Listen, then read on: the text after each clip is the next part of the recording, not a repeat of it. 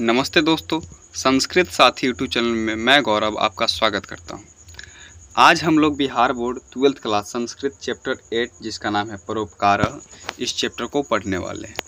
इससे पहले हमने जो 7 चैप्टर था उन सभी को बिल्कुल अच्छे तरह से पढ़ चुके हैं।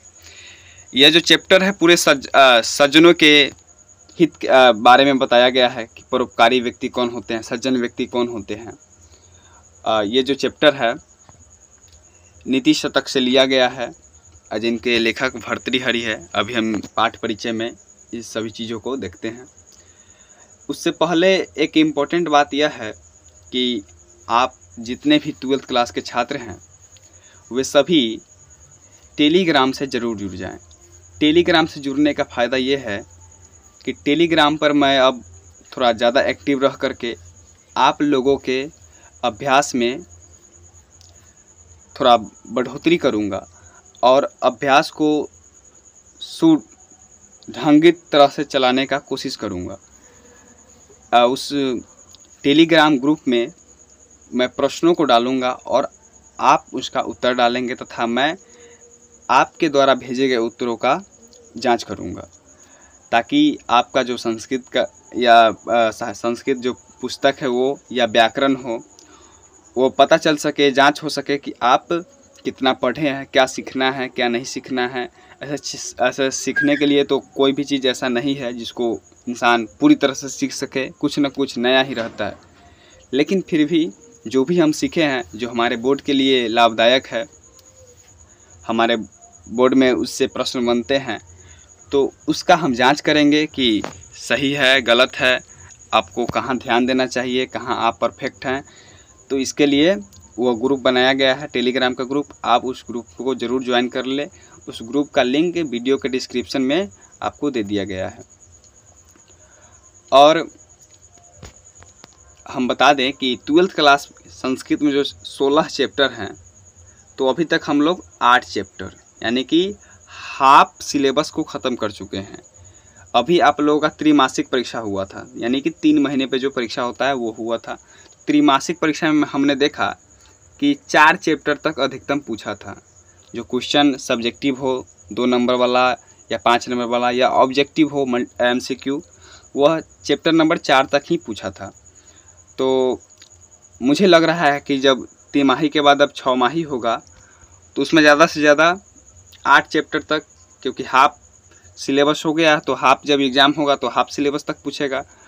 तो हमें लग रहा है कि 6 महीने तक का तो हमने बुक समाप्त कर लिया। तो अब हम व्याकरण की तरफ बढ़ें। पुस्तक पढ़ लिए हाफ, अब हम व्याकरण की तरफ बढ़े, व्याकरण को भी सही ढंग से देखें। चूँकि व्याकरण भी इम्पोर्टेंट है, जिस तरह से पुस्तक 50 नंबर का आता है उसी तरह से व्याकरण 50 नंबर का आता है और पूरी मिला करके 100 मार्क्स का हमारा संस्कृत का पेपर बनता है। हमने टेलीग्राम में पोल भी कराया है। कुछ बच्चों बोल रहे हैं कि व्याकरण शुरू किया जाए, कुछ बोल रहे हैं कि नहीं अभी पुस्तक को ही चलाया जाए, पुस्तक पूरा ख़त्म करके ही व्याकरण किया जाए। तो आप लोग भी अपना अपना राय दें, उसके हिसाब से देखा जाएगा, उसके बाद देखा जाएगा कि क्या किया जाए। लेकिन मैं भी कहूँगा कि अभी हाफ सिलेबस बुक का ख़त्म हो गया तो अब हमें कोशिश करना चाहिए कि अब हम व्याकरण की तरफ चले, ग्रामर की तरफ चले, क्योंकि ग्रामर भी ज़रूरी है। ऐसा ना हो कि पूरा पुस्तक पढ़ लिए और जब व्याकरण शुरू किए तो धीरे धीरे पुस्तक भूल रहे हैं। इसलिए जब हाफ हो गया है तो आप उसी हाफ चैप्टर को, हाफ जो चैप्टर हुआ है 8 चैप्टर तक, आप उसको पूरी अच्छी तरह से तैयारी कर ले, पढ़ ले। क्योंकि कम चैप्टर रहेगा तो आप सही ढंग से तैयारी भी कर पाइएगा। अभी 16 चैप्टर, अभी 8 चैप्टर अभी और है। तो बुक का 8 चैप्टर तक अभी खुद अच्छा से तैयारी कीजिए। वीडियो देखिए, जो हम संस्कृत साथी यूट्यूब चैनल पे वीडियो डाला जा रहा है हमारे द्वारा, उस वीडियो को देखिए। और नोट्स भी दे दिया गया है टेलीग्राम में। हाँ, टेलीग्राम में जुड़ने का एक और फ़ायदा है कि आपको वीडियो का नोट्स मिलता रहेगा। जो हम क्वेश्चन पेपर करवाएंगे थोड़े ही दिन के बाद, हम जो PYQ है या मॉडल पेपर है जो हमारे पास अभी उपलब्ध है 12th के, ऐसे उपलब्ध नहीं होता है लेकिन हमारे पास उपलब्ध है, क्योंकि हमने भी 2-3 साल पहले 12th क्लास का एग्ज़ाम दिया था बिहार बोर्ड से। तो हमने उस मटेरियल को रखा हुआ है अभी तक संभाल करके, तो उसी से आप लोगों का भी अभ्यास करवाएंगे। तो आप लोग टेलीग्राम से ज़रूर जुड़ जाए। टेलीग्राम से जुड़ने का आपको फ़ायदा ही फ़ायदा है, क्योंकि वहाँ पर बुक और ये जो PDF है अभी जो ये देख रहे हैं आप, ये भी मिलेगा आपको वहाँ पर। बहुत से बच्चे बोलते हैं कि सर बुक नहीं मिल रहा है, बुक नहीं मिल रहा है। आज ही कुछ बच्चे फ़ोन किए थे और बात किए हैं कि सर बुक नहीं मिल रहा है। पूरा कोशिश कर लिए, पूरा मार्केट छान मार लिए, लेकिन बुक नहीं मिल रहा है कहीं। तो आपको टेंशन लेने की ज़रूरत नहीं है, घबराइए नहीं। यहाँ पर सब कुछ आपको दिया जाएगा। बुक हो, उसका जो भी अनुवादित चीज़ हो जो समझने लायक हो वो, या व्याकरण या प्रश्न उत्तर, आपको सब कुछ दिया जाएगा। आप बिल्कुल भी घबराइए नहीं, हम आपके साथ हैं। आपको जो भी डाउट हो आप ज़रूर पूछिए, एक बड़े भाई के नाते पूछिए, गार्जियन के नाते पूछिए। आपका पूरा हक बनता है कि आप पूछिए, और हमारा भी हक है कि हम बताएं। तो चलिए इस चैप्टर को शुरू करते हैं। ये जो चैप्टर है ये भर्तृहरि जी द्वारा लिखा गया है। सबसे पहले कि पाठ परिचय व लेखक परिचय, ये हर पुस्तक में दिया होता है। आप हिंदी के भी पुस्तक पढ़ते होंगे तो उसमें भी दिया रहता है पाठ परिचय एवं लेखक परिचय। पहले लेखक के बारे में बताया जाता है, उसके बाद पाठ के बारे में बताया जाता है। उसी तरह संस्कृत में भी दिया हुआ है पाठ परिचय। तो कह रहा कि प्रस्तुत पाठ संस्कृत के प्रख्यात कवि भर्तृहरि कृत, यानी कि भर्तृहरि द्वारा कृत यानी रचा गया नीति शतक से संकलित है। यानी कि ये जो पाठ है परोपकारः, वो भर्तृहरि जी द्वारा लिखा गया नीति शतक से लिया गया है। यहाँ से दो क्वेश्चन बनेगा। सबसे पहला क्वेश्चन कि परोपकारः पाठ कौन लिखे हैं, तो भर्तृहरि जी। उसके बाद क्वेश्चन बनेगा कि भर्तृहरि ने कि किस पुस्तक से लिया गया है, किस ग्रंथ से लिया गया है, तो वो हो जाएगा नीति शतक। आगे देखिए कि भर्तृहरि ने 3 शतक काव्य लिखे थे। आपसे ये भी क्वेश्चन बनेगा यहाँ पर कि भर्तृहरि ने कितने शतक काव्य लिखे हैं, तो आप देख लीजिए, गौर से देखिए इसको, कितना है 3। आपको 3 पर टिक मारना है। कौन कौन है 3, तो नीति शतक है, श्रृंगार शतक है तथा वैराग्य शतक। आपसे पूछेगा कि तीनों का नाम बताइए, हो सकता है कि 2 नंबर में क्वेश्चन आ जाए, तो आपको लिखना है नीति शतक, श्रृंगार शतक तथा वैराग्य शतक। तीनों में मुक्तक पद्य विषय अनुसार संकलित है।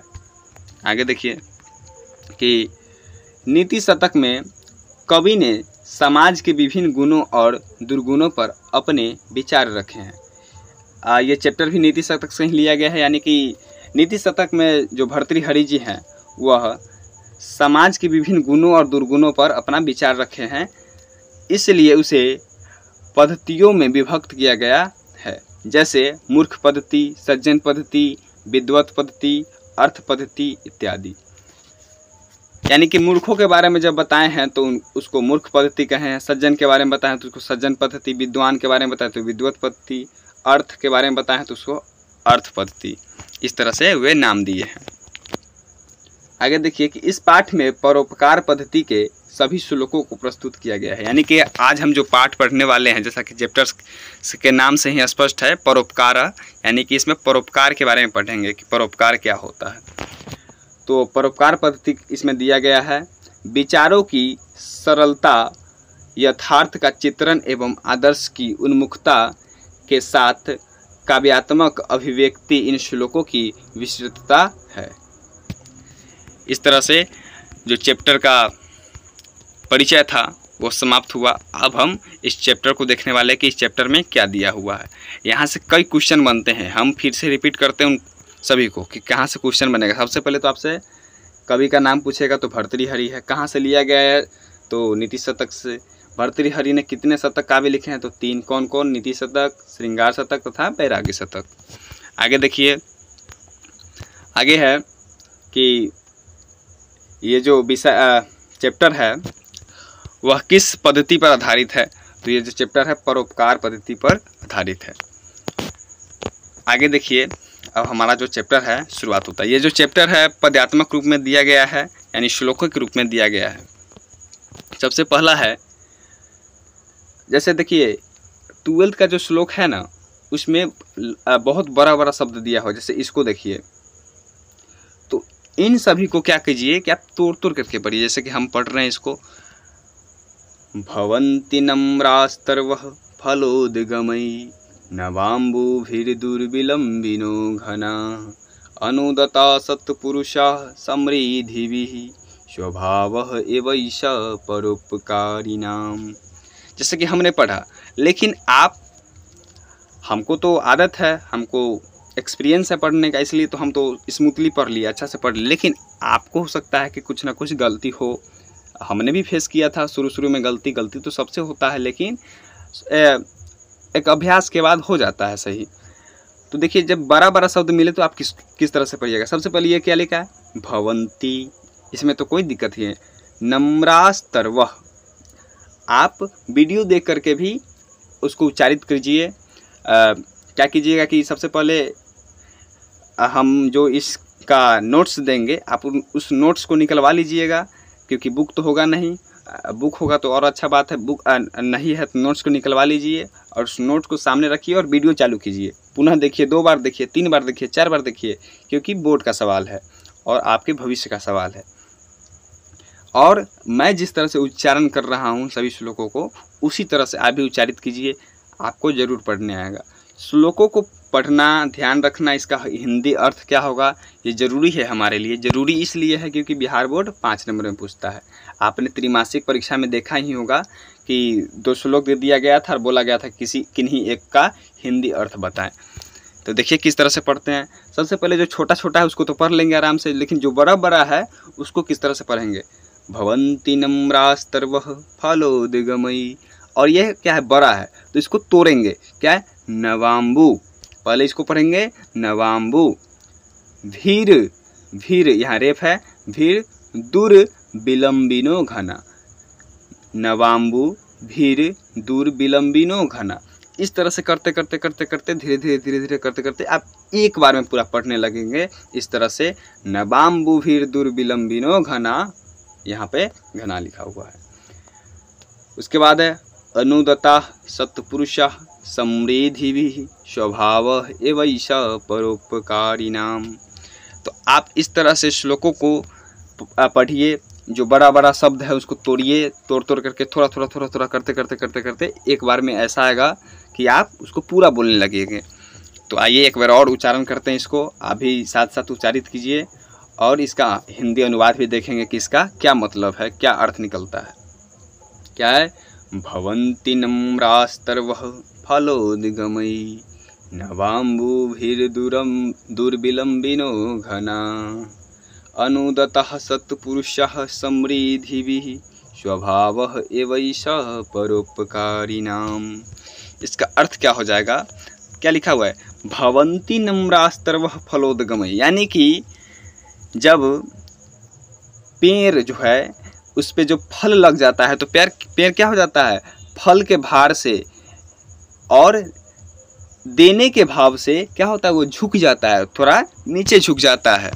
देखिए अनुवाद, हिंदी अनुवाद, कि वृक्ष जब फल से लद जाते हैं, यानी कि वृक्ष पर जब फल पक जाते हैं, जब वो फल से लद जाते हैं तो झुक जाते हैं। नए वर्षा मेघ जब जल से भर जाते हैं तो धीरे धीरे चलते हैं। उसी प्रकार सत्पुरुष लोग, भले लोग जब समृद्ध होते हैं तब भी अहंकारी नहीं होते। यह परोपकारी का स्वाभाविक गुण होता है ना। कि जिस तरह से यहाँ इस श्लोक का मतलब हो जाएगा कि जिस तरह से पेड़ पौधे पर जब फल लग जाते हैं तो वे उस पौधे के देने के भाव से वो जो पौधा है उस फल को देने के भाव से, कि आप इस फल को रख लीजिए, उस देने के भाव से थोड़ा झुक जाते हैं। भवन्ति नम्रास्तर्वः फलोद्गमैः नवाम्बुभिर् दुर्विलम्बिनो घना। और जब बादल में मेघ यानी जब वर्षा का जल जब भर जाता है तो वो भी धीरे धीरे चलते हैं और पास में आकर के चलते हैं, जैसे लगता है कि वो हमारे तरफ बढ़ रहे हैं, ऊपर से नीचे आ रहे हैं। अनुदतः सत्पुरुषा समृद्धि भी, उसी तरह जब सत्पुरुष लोग समृद्ध हो जाते हैं, यानी धन से, अर्थ से समृद्ध हो जाते हैं, स्वभाव एवैष परोपकारिणाम्, तो उनका स्वभाव है कि वह अपने आप ऑटोमेटिक परोपकारी हो जाते हैं। आगे देखिए अगला श्लोक क्या है, इस चैप्टर का जो ये पहला श्लोक है और दूसरा श्लोक है बहुत इंपॉर्टेंट है। जैसा कि पहला श्लोक देखे उसी प्रकार दूसरा श्लोक है। श्रुतं श्रुतेनैव न कुण्डलेन दानेन पार्णेन तु कंगनेन विभाति कायः करुणापराणां परोपकारेण तु चंदनेन। क्या है? श्रुतं श्रुतेनैव न कुण्डलेन दानेन पार्णेन तु कंगनेन विभाति काय करुणापराणां परोपकारेण तु चंदनेन। अर्थात इसका अर्थ समझिए।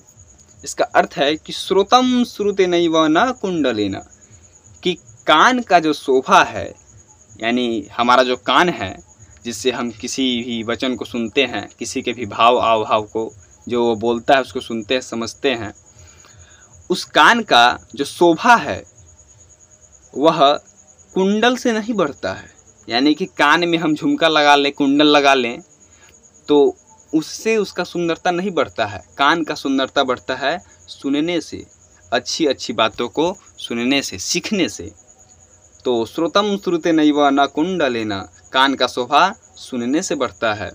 दानेन पार्णेन तु कंगनेन, और जो हाथ है उसका शोभा कंगन से नहीं बढ़ता है। हम हाथ में कंगन पहन ले, बल्ला पहन ले, कड़ा पहन ले, तो उससे हमारा शोभा नहीं बढ़ेगा। हाथ का शोभा बढ़ेगा किससे?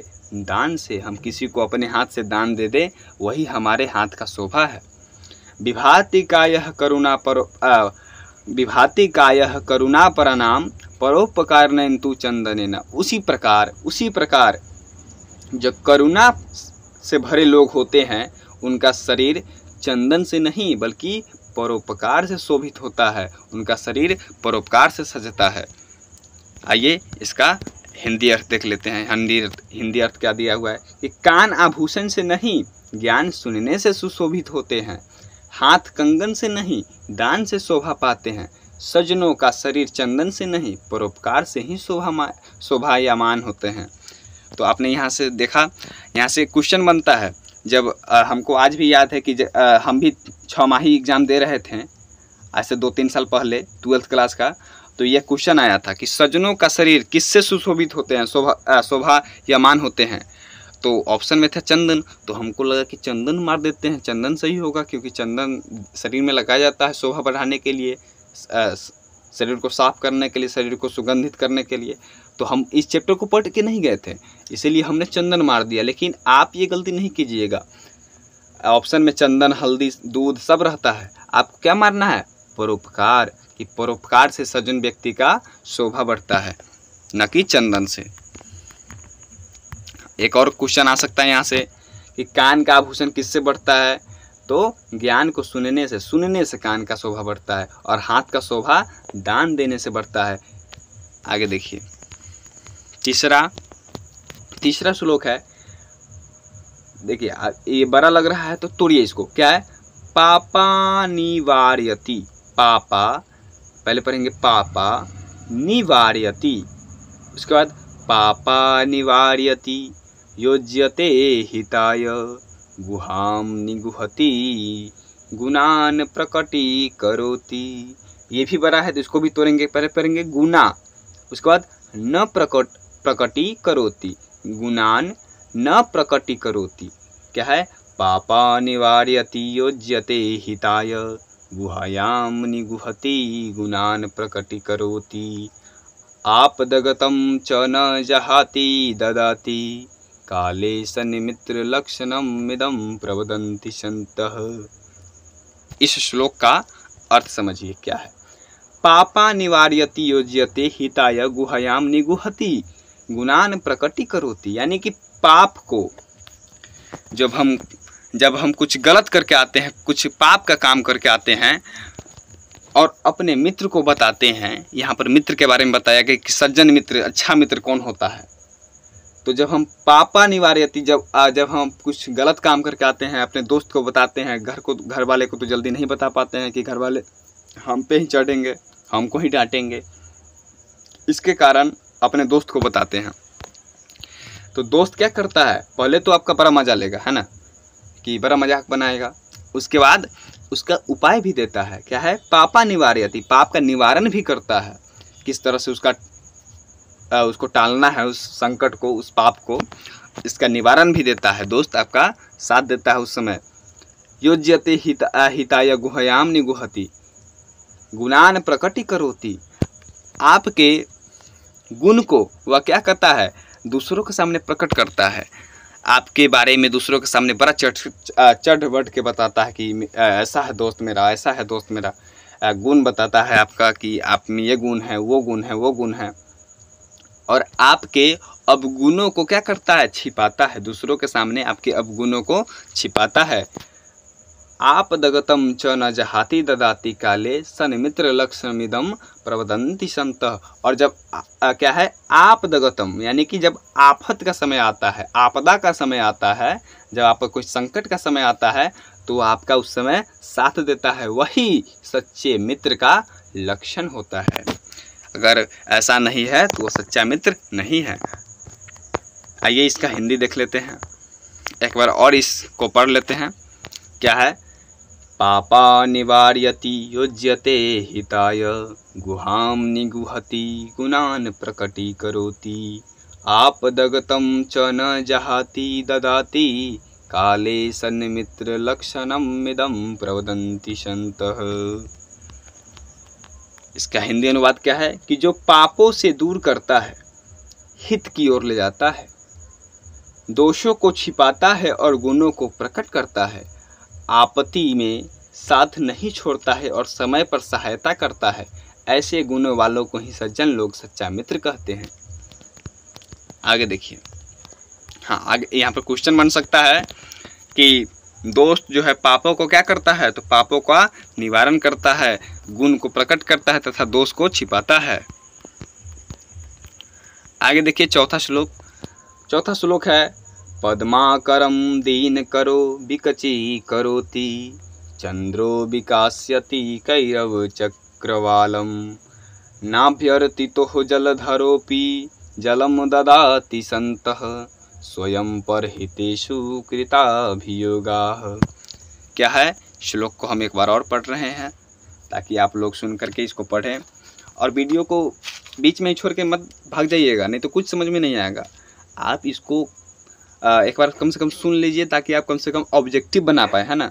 और 2 नंबर का क्वेश्चन कम से कम सॉल्व कर पाए। भले ही 5 नंबर में आप इसका अर्थ ना लिख पाएँ, उतना ध्यान से नहीं पढ़ रहे हैं तो, लेकिन ध्यान से पढ़िएगा तो पक्का लिख लीजिएगा।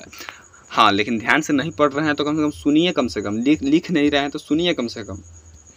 वैसे आपको PDF मिल जाएगा, आप इस वीडियो को देख लीजिए, उसके बाद उस PDF को भी पढ़ लीजिएगा।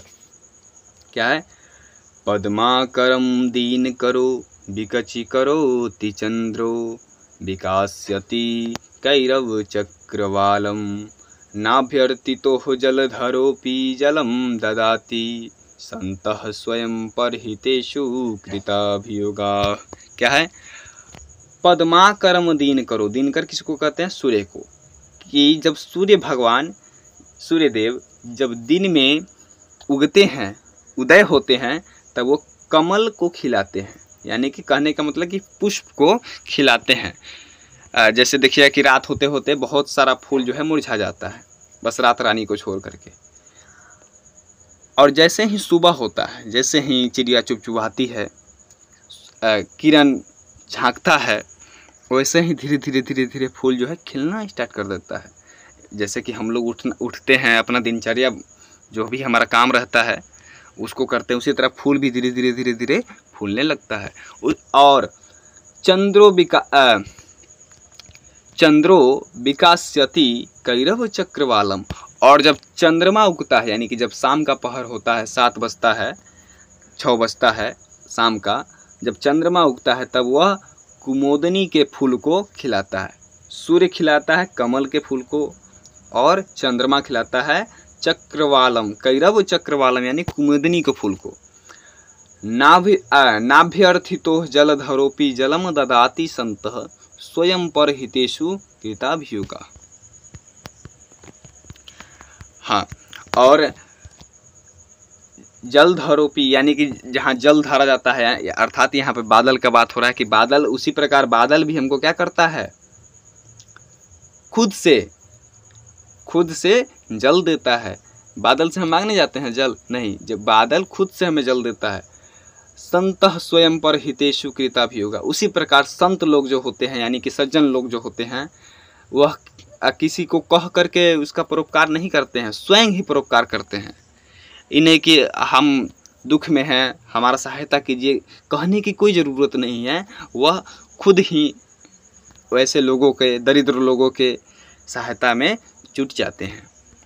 वो लोग क्या होते हैं? सज्जन लोग होते हैं। आइए इसका हिंदी अनुवाद देख लेते हैं कि सूर्य कमल को खिलाता है, चंद्रमा कुमुद यानी निशा पुष्प, यानी कि निशा पुष्प का मतलब है कि जो रात में खिलता है, जैसे रात रानी हो गया, इस प्रकार से कि जो रात में खिलने वाला पुष्प है उसको निशा पुष्प कहते हैं। निशा पुष्प को विकसित करता है। बादल बिना मांगे जल देता है। सज्जन लोग भी बिना कहे ही दूसरों के हित में लगे रहते हैं, यही उनका स्वभाव है। आगे देखिए, अगला जो 5 नंबर श्लोक है उसको देखिए। श्लोक है कि ये श्लोक जो बड़ा बड़ा है, 5, 6, 7, 8, ये जो श्लोक हैं बहुत बड़े बड़े हैं। एते सत्पुरुषः परार्थ घटकाः स्वार्थान परित्यज्य ये सामान्यास्तु परार्थ मुद्यम भृतः स्वार्था विरुद्धेन ये। आगे है, तेमी मानव राक्षसः परहितं स्वार्थाय निधनन्ति ये तु धनन्ति निरर्थकं परहितं ते के न जानीमहे। क्या था? आइए इसको एक बार और पढ़ते हैं। ये श्लोक थोड़ा बड़ा है। एते सत्पुरुषाः परार्थ घटकाः स्वार्थान परित्यज्य ये सामान्यास्तु परार्थ मुद्यम भृतः स्वार्था विरुद्धेन ये। आगे है इसी का अगला भाग, तेमी मानव राक्षसः परहितं स्वार्थाय निधनन्ति ये तु धनन्ति निरर्थकं परहितं ते के न जानीमहे। अर्थात इसका हिंदी देखिए, हिंदी अनुवाद देखिए कि इसका अर्थ क्या है। एते सत्पुरुषाः परार्थ घटकाः स्वार्थान परित्यज्य ये, कि सत्पुरुष वे लोग होते हैं जो अपना स्वार्थ को परित्याग करके, स्वार्थ को छोड़ करके लोगों की सेवा में लग जाते हैं, लोगों का परोपकार करते हैं। वही लोग सत्पुरुष होते हैं जो बिना किसी स्वार्थ के लोगों के सेवा में लगे होते हैं। अपना स्वार्थ को क्या करते हैं? स्वार्थान परित्यज्य ये, स्वार्थ को परित्याग कर देते हैं, यानी उनके काम के पीछे कोई स्वार्थ नहीं है। उसके बाद है कि सामान्यास्तु परार्थ मुद्यम भृतः स्वार्था विरुद्धेन ये। और सामान्य लोग वे होते हैं जो तब करते हैं परोपकार जब उनको लगता है कि हमारा स्वार्थ का विरोध नहीं हो रहा है, यानी उनको अपना स्वार्थ दिखता है। इसमें हम सब आते हैं, है ना, हम सब इसी में ना आते हैं। हम अच्छा काम तब करने जाते हैं, जैसे कि मान के चलिए कि पूजा ही करना है, तो क्या करते हैं? पहले हमको स्वार्थ दिखता है कि पूजा करेंगे, भगवान खुश होंगे हम पे, तो हमारे ऊपर दया बरसाएंगे, हमारे घर में खुशी लाएंगे। तो पहले हम क्या करते हैं? अपना स्वार्थ देखते हैं, उसके बाद ही कुछ करते हैं, परोपकार करते हैं। तो अधिकतर लोग किस में आते हैं? सामान्य लोग में। वे तब परोपकार करते हैं जब उनको लगता है कि हमारे स्वार्थ का कोई विरोध नहीं हो रहा है, हमारा भी स्वार्थ उसमें छुपा हुआ है। आगे देखिए कि अगला व्यक्ति कैसा होते हैं। पहले बताया सत्पुरुष के बारे में। सत्पुरुष व्यक्ति वो होते हैं जो अपना स्वार्थ को त्याग देते हैं, स्वार्थ कोई नहीं है उनके पास। सामान्य व्यक्ति वो होते हैं जो अपना स्वार्थ का विरोध न होने पर परोपकार करते हैं। आगे देखिए, तेमी मानव राक्षसा, और एक वे भी होते हैं जो मानव के रूप में राक्षस है। कौन है? तो परहितम स्वार्थाय निधनन्ति ये, जो बिना किसी काम के दूसरों की हित का नाश करते रहता है। और एक वो होता है, ये तो धनन्ति निरर्थकम परहितम ते के न जानीमहे। और एक वे होता है जो बिना किसी उसका मतलब कि ऐसा मान के चलिए कि उसका पास कोई काम ही नहीं है ना, उसका काम यही है कि आपका काम कैसे भी वह बिगाड़े, कह रहा है कि उसके बारे में जानते ही नहीं है, कुछ नहीं कहा जा सकता है। आइए इसका हिंदी अनुवाद देखते हैं। हिंदी अनुवाद है कि जो लोग अपने स्वार्थ त्याग कर दूसरों के हित में लगे रहते हैं वे उत्तम पुरुष हैं। हाँ बिल्कुल है। जो स्वार्थ के विरोध किए बिना परोपकार करते हैं वे सामान्य भले लोग हैं। हाँ ये लोग भले लोग हैं, क्योंकि बिना किसी काम के दूसरों को वे नुकसान भी नहीं पहुंचाते। अगर क्या कहते हैं कि परोपकार नहीं करते हैं तो बिना स्वार्थ के कारण किसी को कष्ट भी नहीं पहुंचाते हैं। गांव देहात में हमारे यहाँ कहावत भी है ना कि अगर किसी के काम आपसे नहीं बन रहा है तो किसी का काम बिगाड़िए भी नहीं। पर जो अपने स्वार्थ के लिए परहित को हानि पहुंचाता है, और ये वो होता है राक्षस, मानव के रूप में राक्षस, जो अपने स्वार्थ के लिए लोगों को हानि पहुंचाता है वे मानव रूपी राक्षस हैं। लेकिन जो बिना किसी कारण के परहितों को नुकसान पहुंचाता है वे कौन है, यह तो हम भी नहीं जानते। सबसे पहले सामान्य लोग, सबसे पहले उत्तम पुरुष हुए हैं जो बिना किसी स्वार्थ के दूसरों की भला में लगे हुए हैं। सामान्य पुरुष हुए हैं जो अपने स्वार्थ का विरोध न होने पर भला करते हैं, परोपकार करते हैं। और राक्षस हुए हैं जो अपने स्वार्थ के लिए दूसरों की हानि पहुंचाते हैं। और एक वे हैं जिनके पास कोई काम ही नहीं है ना, कि जो बिना किसी कारण के परहित को नुकसान पहुंचाता है वे कौन है, यह तो हम भी नहीं जानते। करा कि हम भी उसके बारे में नहीं कह सकते हैं। आगे देखिए 6 नंबर जो श्लोक है, क्षीरेनात्मगतोदकाय हि गुणा दतः पुत्रा ते खिलाः क्षीरोतापमवेक्ष्य तेन पयसा स्वात्मा कृशानौ हतः गन्तुं पावकमुनमस्तद्भवद् दृष्ट्वा तु मित्रापदं युक्तं तेन जलेन साम्यति सताम मैत्री पुनस्त विदृशी। दिख रहे हैं इसमें कितना बड़ा बड़ा है, ये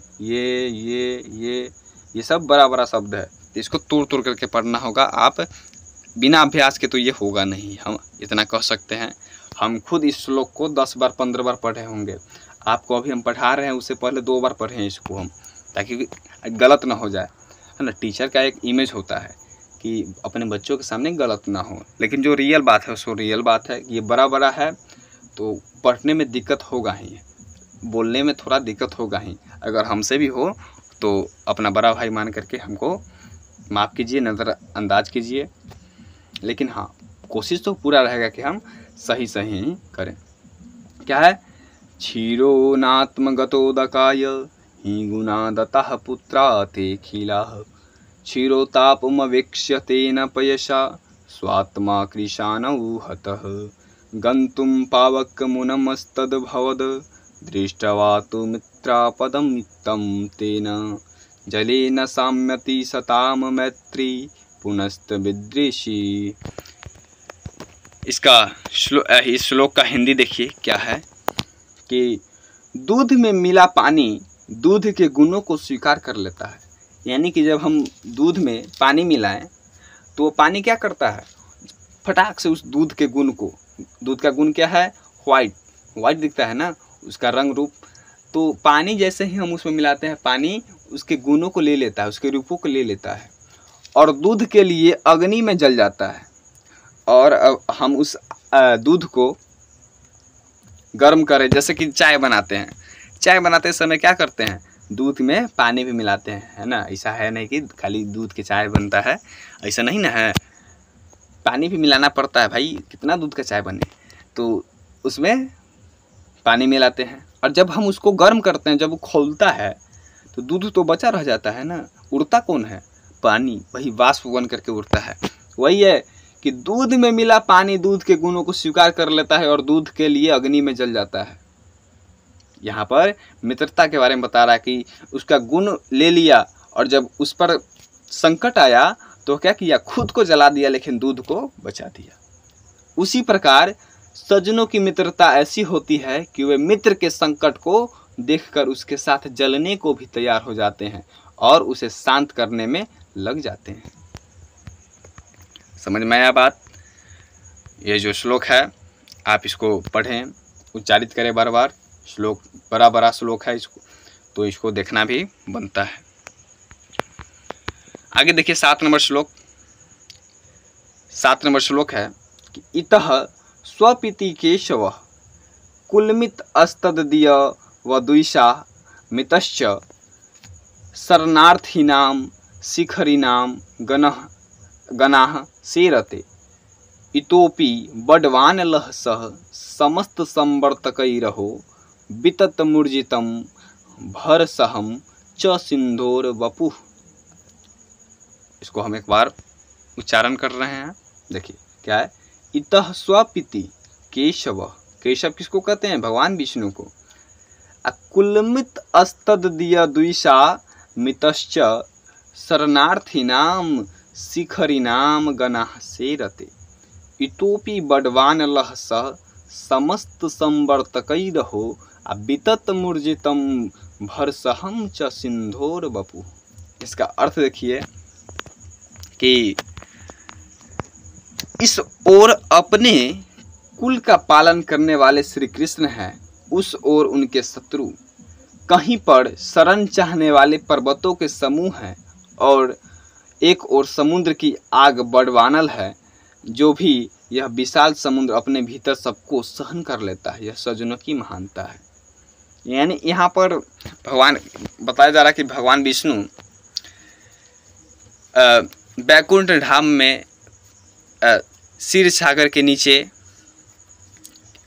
शेषनाग के सैया पर विश्राम कर रहे हैं, और वो जिस सागर में रह रहे हैं, जिस समुद्र में रह रहे हैं, वो समुद्र की महत्ता बता रहा है यहाँ कि वह समुद्र ऐसा है जिसमें पर्वत, पेड़ पौधा, मानव सबको क्या कर सकता है? अपने अंदर रख सकता है, अपने अंदर डुबो सकता है। इतना उनमें क्या है? सहन शक्ति है, इतना वो विशाल है। इसी तरह विद्वान पुरुष भी होता है, इसी तरह सज्जन पुरुष भी होता है। यही सज्जनों की क्या है? महानता है। 8 नंबर देखिए, 8 नंबर श्लोक क्या है? तुषाम छिंदिहि भजः क्षमा जहि मदं पापे रतिं मा कृथा सत्यं ब्रह्मण्याहि साधु पदवी सेवस्व विद्वाजननम् मान्यान् मान्यः विदोष पयनुन्य प्राख्यप्य प्रश्रयं कृति पाल्यः दुखिते कुरु दया में तत्साम लक्षणम। इसका अर्थ क्या हो जाएगा? इसका अर्थ है कि तुक्षा को त्यागो, यानी जो तुक्ष है, यानी जो एकदम छोटा से छोटा है, उनके पीछे मत भागो, उनके लिए झगड़ा नहीं करना है, उनको त्यागो, छोड़ दो। क्षमा को धारण करो, क्षमा अपने अंदर धारण करो। कोई गलती कर ले और आपसे क्षमा मांगे तो आप क्षमा कर देना चाहिए। ये व्यक्ति के व्यक्तित्व के बारे में बताता है, व्यक्ति के चरित्र के बारे में बताता है। अहंकार को छोड़ो, पाप में आसक्त मत रहो। करा कि अहंकार को छोड़ दो। कोई भी चीज़ है आपके पास, आज है कल नहीं रहेगा। आज आपके पास है, कल हमारे पास होगा, कल उसके पास होगा, कल उसके पास होगा। किसी चीज़ का अहंकार नहीं रखना चाहिए। पाप में क्या लिखा है? आसक्त मत रखो, यानी पाप में इतना मिलजुल नहीं जाना है। पाप में इतना उसमें इतना संलग्नित नहीं हो जाना है कि आप जब उससे छुटकारा पाना चाहें तो आप इतना जल्दी उससे बाहर नहीं निकल पाएँ, यानी कि उसमें इतना ज़्यादा डूबना नहीं है। सत्य का अनुसरण करो, सत्य के मार्ग पर चलना चाहिए, सत्य का अनुसरण करना चाहिए, सत्य के पीछे पीछे चलना चाहिए। सज्जनों के पथ पर चलो, यानी सज्जन व्यक्ति जो है, जो कह रहे हैं उस पथ पर चलो, उनके बताए हुए राहों पर चलो। विद्वानों की सेवा करो, मान्य लोगों का सम्मान करो, यानी कि जो बड़े लोग हैं उनका सम्मान करो। शत्रुओं को भी मना लो, विनय का प्रचार करो, यानी कि शत्रु भी है, कोई आपसे कोई दुश्मनी भी है तो आप पूरी कोशिश कीजिए कि क्या करें, पहले उसको बात विचार से मना ले। आप महाभारत देखिए, उसमें श्री कृष्ण क्या करते हैं? आप पांडव के तरफ से शांति दूत बन करके जाते हैं कौरवों के पास, क्या करने? उनको मनाने कि कम से कम 5 गो गाँव दे दीजिए, है ना। 5 गो गाँव में हम 5 पांडव को समेट लेंगे, मतलब कि 5 पांडव को वहीं दे देंगे, वहीं पे बेचारा रह लेंगे अपना। लेकिन दुर्योधन जो है अहंकार में लीन रहता है, कहता कि 5 गांव सुई की नोक भी नहीं देंगे। और देखिए कि क्या से क्या होता है। पूरा महाभारत होता है, लाखों लोग मरते हैं, इधर का सेना मरता है, उधर का सेना मरता है, बचता कौन है? कोई नहीं बचता है। अगर कह रहे हैं कि अर्जुन बचता है, फलना बचता है, चिलना बचता है, शोक में डूब के मर जाता है वो लोग। बचता कौन है? बचता सिर्फ वही है, कौन? श्री कृष्ण बचते हैं। विनय का प्रचार करो, कीर्ति की रक्षा करो और दुखियों पर दया करो। यानी कि जो आप कीर्ति कमा चुके हैं, आप कीर्ति, यश, जो आपका इज्जत है समाज में, जो आपका एक पहचान है, उस कीर्ति का रक्षा करें आप। आपका पूरा फर्ज बनता है कि आप उस पर दाग ना आने दें। आपके पुरखों ने, आपके पूर्वजों ने जो इमेज बना करके गया है, आप देखते होंगे गांव में जब जाते होंगे, आपका परिचय नहीं है कोई, या रिश्तेदार है, किसी के शादी ब्याह में गए हो, कहते कौन है? तो फलना, अरे फलना के पोता है। हाँ, तो आपका इमेज बनता है उस समय। आपका पूरा हक है कि आप अपने दादा के, बाबा के, पिता के कीर्ति को रक्षा करते रहें, आप उस पर दाग नहीं लगने दें। और दुखियों पर दया करो, यही सज्जनों के लक्षण हैं। दुखियों, जो दुखी लोग हैं उन पर दया करो। दुखियों पर, दुखी पर और दुख नहीं बरसाना चाहिए। ऐसा कहा जाता है कि दुख में निकला हुआ जो शब्द है वो लग जाता है कहीं न कहीं। यही सज्जनों के लक्षण हैं। प्यारे बच्चों, प्यारे साथियों, इस पाठ का सबसे अंतिम श्लोक है। इसके बाद ये हमारा पाठ समाप्त हो जाएगा।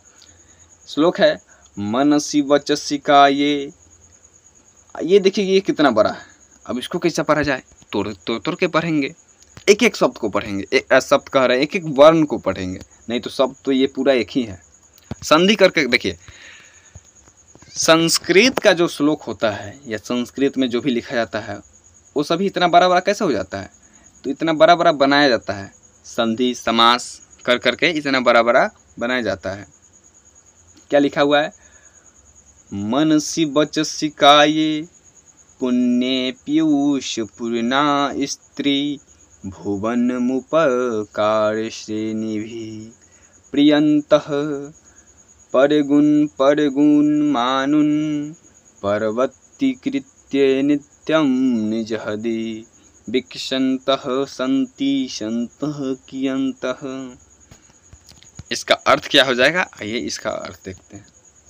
मन, वचन और काय, काय मतलब शरीर, हमारा जो काया है वो शरीर से पुण्य के अमृत से पूर्णा, जो तीनों लोगों को उपकार की श्रेणी से तृप्त करते हैं, दूसरे के छोटे से छोटे गुणों को पर्वत जैसा मानते हैं और हृदय में खिलते रहते हैं, ऐसे सज्जन बहुत थोड़े ही होते हैं। यानी कि यहाँ पर सज्जन के बारे में बताया गया, उनके स्वभाव के बारे में बताया गया है कि वह मन, वचन और काय से पुण्य के अमृत से पूर्णा, जो तीनों लोगों के उपहार की श्रेणी में तृप्त करते हैं। यानी कि वो क्या है? अमृत के रूप में है। दूसरे के छोटे से छोटे गुणों को पर्वत जैसा बड़ा मानते हैं। यानी कि कोई भी गुण हो किसी में तो वे उसको छोटा नहीं मानते, क्या मानते कि बहुत बड़ा है वो, और हृदय में खिलते रहते हैं। और वो ऐसे व्यक्ति जो हैं सबके हृदय में खिलते रहते हैं। ऐसे सज्जन बहुत थोड़े ही होते हैं। इस तरह से हमारा जो ये चैप्टर है समाप्त हुआ। अब इस चैप्टर का बहुविकल्पीय प्रश्न है। तो इस तरह से ये चैप्टर समाप्त हुआ। अब इस चैप्टर से संबंधित हम कुछ बहुविकल्पीय प्रश्न कर लेते हैं ताकि कुछ अभ्यास भी हो जाए, प्रैक्टिस भी हो जाए।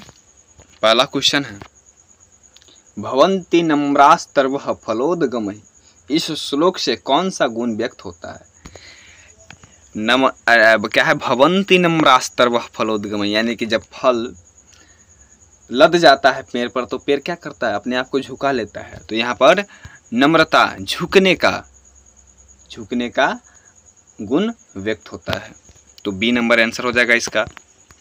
अगला क्वेश्चन है 2 नंबर क्वेश्चन कि परोपकार शब्द का अर्थ क्या है? परोपकार का अर्थ क्या है? ऑप्शन यह है स्वार्थ की पूजा, यानी स्वार्थ की पूर्ति, यानी कि अपना जो स्वार्थ है, यानी किसी काम, स्वार्थ मतलब होता है लालच, स्वार्थ मतलब लालच, कि अपना जो किसी काम को करने के पीछे जो अपना लालच है, स्वार्थ है, उसका पूरा करना ही परोपकार है? नहीं, ऐसा तो है नहीं। दूसरों को अपमानित करना, ये तो बिल्कुल भी नहीं होगा, कि दूसरों को हम अपमानित कर रहे हैं, आपत्तिजनक बात कर रहे हैं, गाली दे रहे हैं, मार रहे हैं, पीट रहे हैं, तो क्या ये परोपकार हुआ? नहीं ना, उस पर तो ये तो अत्याचार हो गया। ये क्या हो गया? अत्याचार हो गया, अत्याचार हो गया। अगला है कि दूसरों की सहायता करना, हाँ ये बिल्कुल होगा। और डी नंबर है छल करना, नहीं, हमारा आंसर क्या होगा? ऑप्शन नंबर सी, दूसरों की सहायता करना और बिना कहे हुए खुद से सहायता करना क्या है? परोपकार है।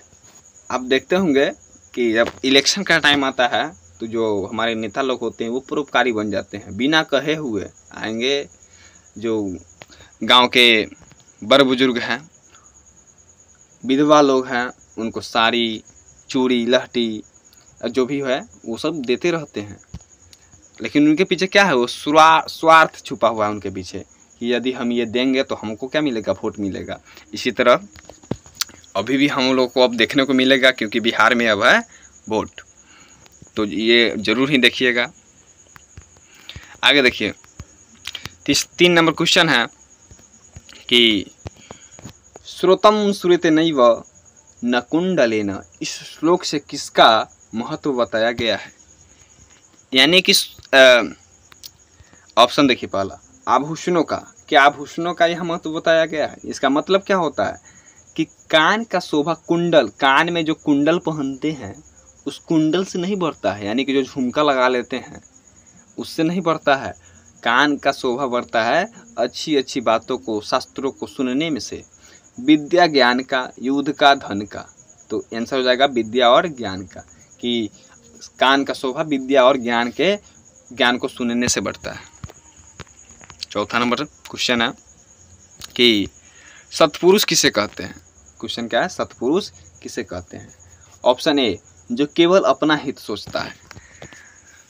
क्या जो केवल अपना हित सोचता है उसको सत्पुरुष कहेंगे? नहीं, जो अपना हित सोचता है वह अपना हित के लिए, अपना स्वार्थ के लिए किसी भी हद तक जा सकता है, तो क्या वह सत्पुरुष होगा? नहीं, ये हमारा क्वेश्चन का आंसर नहीं होगा। दूसरा है, जो सभी से द्वेष करता है, द्वेष मतलब झगड़ा करना, कलह करना, तो ये भी नहीं होगा। अगला है, जो दूसरों का हित करता है, और तीसरा है जो झूठ बोलता है। झूठ बोलने वाला तो और नहीं होगा, है ना, झूठ बोले कौआ काटे। सी नंबर आंसर हो जाएगा, जो दूसरों का हित करता है। जो दूसरों का हित करता है वही क्या है? वही सत्पुरुष व्यक्ति है। अभी हम लोग देखेंगे कि जो दूसरों का हित करता है वही क्या है? सत्पुरुष व्यक्ति है। 5 नंबर क्वेश्चन देखिए, विभाति का यह करुणा प्रणाम यहाँ किस बात पर बल दिया गया है? ऑप्शन देखिए, शरीर की शोभा दया से होती है, शरीर की सुंदरता वस्त्र से होती है, शरीर की शोभा रंग से होती है, शरीर की शक्ति युद्ध से होती है। तो यहाँ पर बताया क्या गया है कि शरीर का जो शोभा है वह चंदन से नहीं बल्कि दया, दान से होता है, परोपकार से होता है। तो हमारा आंसर हो जाएगा, शरीर की शोभा दया से होती है, option number A. 6 number question है कि सच्चे मित्र की पहचान नहीं है, यानी कि सच्चा मित्र कौन नहीं हो सकता है? तो ऑप्शन ए, संकट में साथ छोड़ना। क्या संकट में जो साथ छोड़ दे वह सच्चा मित्र है? नहीं है। गुणों को प्रकट करना, गुणों को प्रकट करना सच्चा मित्र का गुण है। दोष को छुपाना ये भी है। समय पर सहायता करना ये भी है। तो कौन सा गुण नहीं है? तो गुण ऑप्शन नंबर ए, संकट में साथ छोड़ देना। संकट में साथ जब छोड़ दे तो कैसा रिश्तेदार, कैसा अपना और कैसा मित्र। 7 नंबर क्वेश्चन है कि सूर्य कमल को किस प्रकार लाभ पहुंचाता है? ऑप्शन ए, जल देकर, ऑप्शन बी, ताप देकर उसे खिलाता है, ऑप्शन सी, जल सुखा देता है, ऑप्शन डी, कमल को मुरझा देता है। तो ऑप्शन क्या हो जाएगा हमारा? बी, ताप देकर उसको खिला देता है। आगे देखिए 8 नंबर क्वेश्चन कि सज्जनों की मित्रता कैसी होती है? सज्जनों की मित्रता जो है कैसी होती है? स्वार्थ पर आधारित? नहीं, बिल्कुल नहीं। जो सज्जन व्यक्ति होंगे उनका मित्रता स्वार्थ पर आधारित तो हो ही नहीं सकता। परिस्थिति पर आधारित, युद्ध और त्यागमयी, केवल मौखिक, युद्ध हम इसको बोल दिए हैं। तो हमारा आंसर हो जाएगा सी नंबर, शुद्ध और त्यागमयी, यानी कि कोई झंझट नहीं, शुद्ध, एकदम शुद्ध और त्यागमयी, हर चीज़ त्यागने की उनमें शक्ति होती है, वही सज्जन है। सज्जनों की महत्ता समुद्र से क्यों की गई है?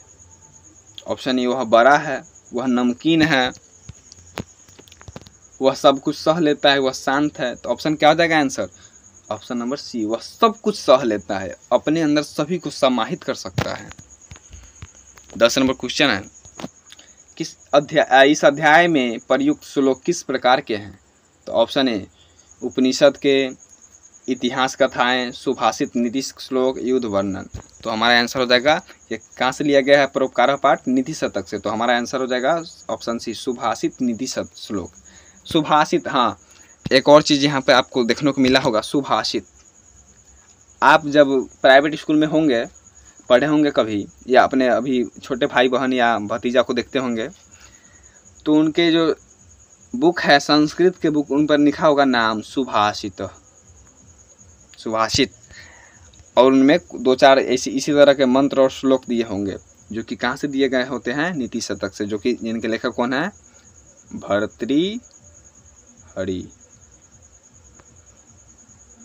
भर्तृहरि। इस तरह से ये जो चैप्टर है समाप्त होता है।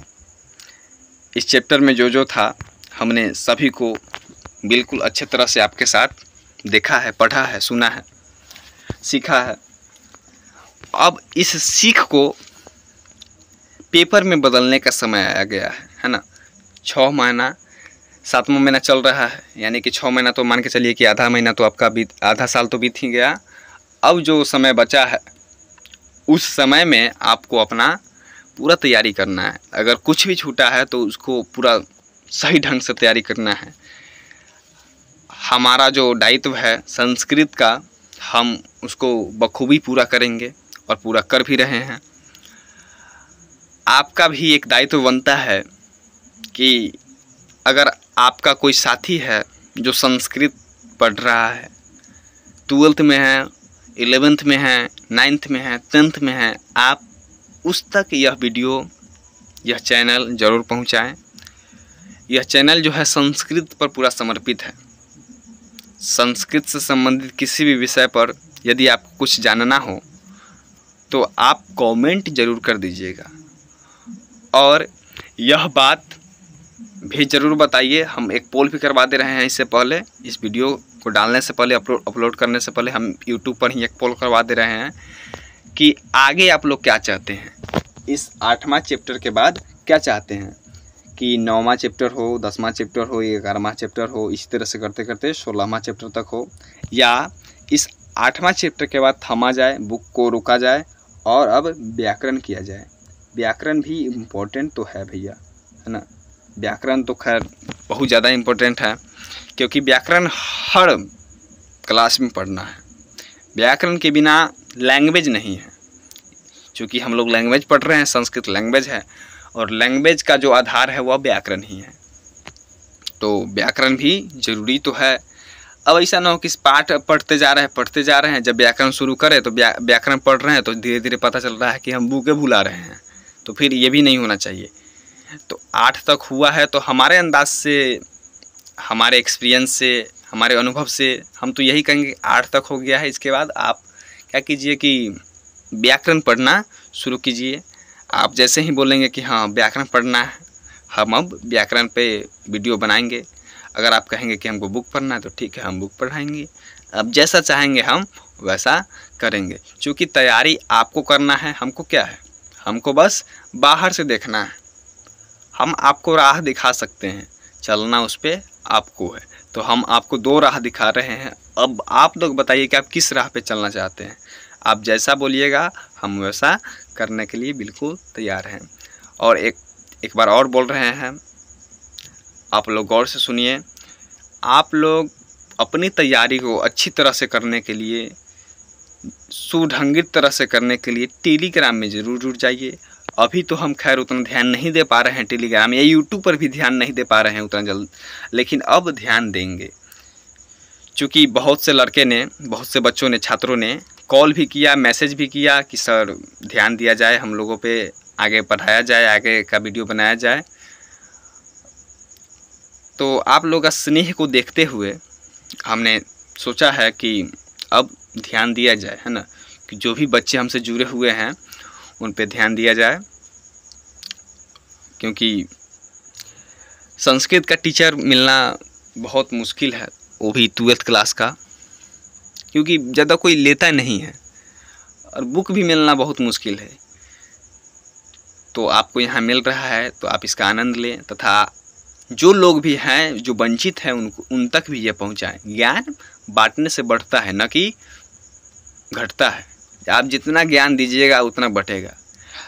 अगर कोई टीचर चाहे कि अगर हम इसको सिखा देंगे तो हमारा घट जाएगा, तो क्या ऐसा होता कि आज हम लोग कुछ सीख पाते? नहीं ना। हर टीचर क्या करता है, अपना पूरा 100% देता है ताकि हम बच्चे को सिखाएं, पढ़ाएं, ताकि वह अच्छा कर पाए। तो चलिए इस तरह से इस वीडियो को समाप्त करते हैं। ये चैप्टर भी समाप्त हो गया, परोपकार पार्ट, जिसमें हम परोपकार के बारे में जाने हैं, सज्जन व्यक्ति के बारे में जाने हैं, परोपकारी के बारे में जाने हैं कि परोपकारी व्यक्ति कौन होता है। इस चैप्टर में आपको जो भी अच्छा लगा हो, खराब लगा हो, खराब हम इसलिए बोल रहे हैं कि आपको हो सकता है कहीं डिसपॉइंटेड लगा हो कि नहीं सर यहाँ अच्छा नहीं लगा, है ना, इसको सुधारिए। तो आप ज़रूर बिल्कुल आप उसको कमेंट में बेफिक्र होकर के बड़ा भाई की तरह, हमको बड़ा भाई मानते हुए आप हम पे कंप्लेन कर सकते हैं कि भैया यहाँ दिक्कत है, सर यहाँ दिक्कत है। आप हम को कह सकते हैं, हम उसको ज़रूर सुधारेंगे। और आज जो है 2 बच्चे, दोनों ही मित्र थे, आपस में मित्र थे, अररिया ज़िला से थे। उन्होंने हमसे कॉल किया, 15-20 मिनट बात किया है। बेचारे बहुत अच्छे बच्चे थे, बात किए हैं, यही संस्कृत पे ही संबंधित था। वो भी 12th क्लास पे संस्कृत से पढ़ाई कर रहे हैं। अभी हमको उनका नाम तो याद नहीं आ रहा है, लेकिन बजरंगी टाइटल में लगाए हुए थे। तो वो बच्चे कॉल किए थे, उसके बाद व्हाट्सएप पे भी बात हुआ था। वो लोग बताए कि हम अररिया ज़िला से हैं। उसके बाद वो भी अपना परिचय दिए और हमसे भी परिचय लिए हैं। तो हम भी बताए हैं अपने बारे में कि हम बिहार के सबसे छोटे ज़िले शिवहर ज़िला से बिलोंग करते हैं। तो वो बोल रहे हैं कि सर जान करके खुशी हुआ, अगर हमारा रिजल्ट हो जाता है ना सर तो आपसे ज़रूर मिलने आएंगे। तो यह स्नेह देख करके हमारा दिल जो है गदगद हो गया है। उसके बाद हम सोचे हैं कि अब हम अच्छा से ध्यान देते हैं आप लोगों पर, क्योंकि स्नेह और प्यार से बड़ा कुछ नहीं है। तो हम चाहेंगे कि आप लोग भी कमेंट करें कि सर हम यहाँ से हैं, यहाँ से हैं, यहाँ से हैं, ताकि हम भी जान पाएँ कि इस शिवहर ज़िला जो बिहार का सबसे छोटा ज़िला है, यहाँ के एक शिक्षक का वीडियो, संस्कृत प्रेमी का वीडियो कहाँ कहाँ तक पहुँचा है, कौन कौन लोग इसको देख रहे हैं। तो आप लोग अपने अपने ज़िला के नाम, अपने अपने गांव का नाम कमेंट में ज़रूर बताइएगा, जान करके हमें बहुत खुशी होगी। और ये भी बताइएगा कि आगे 9वां चैप्टर 10वां चैप्टर बुक पढ़ाया जाए या व्याकरण पढ़ाया जाए, हम पोल करवाते हैं। ठीक है, धन्यवाद।